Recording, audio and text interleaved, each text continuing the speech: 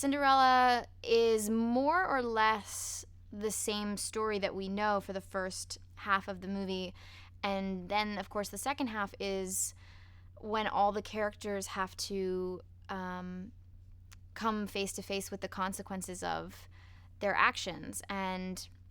Um, and you know, there's that line, wishes come true, not free. And that's sort of what all these characters discover. And that's when, Sondheim's version of Cinderella becomes really interesting, because you get to see who she is beyond the fairy tale that we know and love. I think across the board, everybody was just feeling like, how did I sneak into this cast? Like, just feeling so lucky to be there. And, and somehow miraculously not intimidated, because everybody is so warm, and frankly everyone was so committed to doing the work that it felt like we're on a team and we have the same goal. And that sort of was this great equalizer for all of us. It's sort of all the fairy tales, more or less as you know them, intersecting and sort of creating some degree of chaos in the woods. And then, once they've sort of come to the conclusion that you know and love, just sort of what happens after happily ever after. And yeah, that happens to all the fairy tales.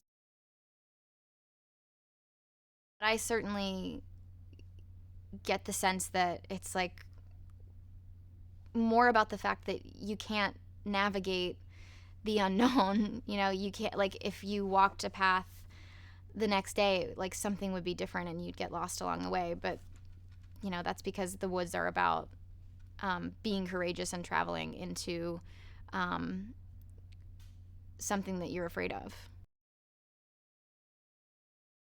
Every character has something that they need, and the woods sort of represent the way to what they need, but also the fear of what that path will actually lead to. And so there's a certain amount of courage it takes for each of these characters to venture into the proverbial and literal woods. And of course, for Cinderella specifically, it means something very special, because that's where her mother's grave is. And so that's where she goes to make her wish and ask for help. And it, which of course is really beautiful, because her mother keeps asking her, are you sure this is what you want? And like with so many people in so many situations, it's yes, yes, yes, I'm absolutely sure, until you get the thing that you want. And and then you actually have to make a decision. Each of these characters gets what they want, and then there are unforeseen consequences to all of those things happening. But they've all learned something about themselves and about the world. And so none of it is wasted, and none of it, you can't look at anything and go, it shouldn't have happened. And even though all the characters question that themselves, that they shouldn't have done what they did, it's about just life moving forward, and learning everything you can from every situation. The idea that wishes come true, not free, is not saying that you shouldn't go after what you want and that they aren't beautiful, and that your dreams don't come true, but just that things change and things are different, and you have a different set of problems when you get what you want sometimes. Rob is just the warmest. I mean, it feels so cliche, because this is what everybody says about him, but it's true. He's just so giving and generous and warm. And yeah, he's an incredibly emotional director, so it just creates a really kind of balanced environment. It's not like someone just expects his actors to be able to just give and give. He gives so much to you that it makes your job incredibly easy.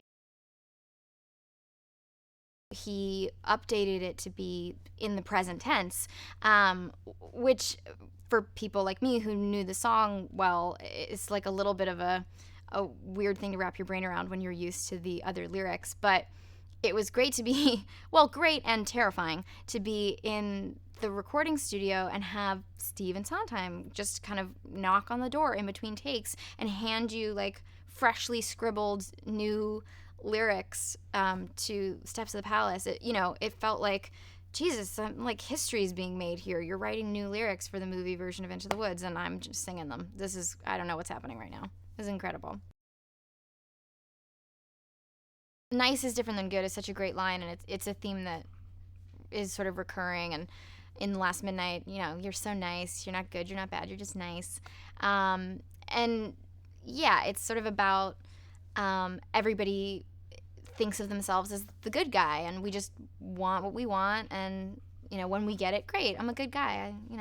But you can be a good guy, but it doesn't mean that you're not capable of hurting people or getting other people hurt. And yeah, it's like you can live as well and as honestly as you can, but no matter what, people's desires get in the way of each other's. And so that's sort of what all of these characters have to reckon with, is the idea that they self-identify as the hero and the good guy.